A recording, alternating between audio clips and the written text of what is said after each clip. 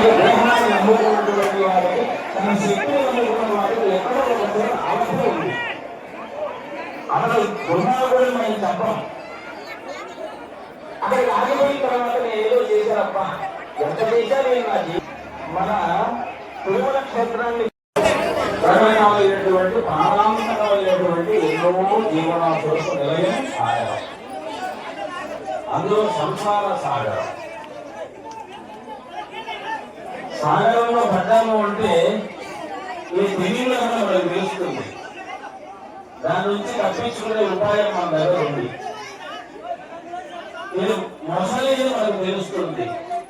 జీవించకుండా తప్పించుకునే ఉపాయం ఉంది. కానీ సంసార సాగరంలో పడ్డాము అంటే అన్ని ఒకే రూపంలో ఉంటాయి. ఏ రూపంలో ఉంటాయి? మనుషుల రూపంలో ఉంటాయి. ఇది తిమింగళమా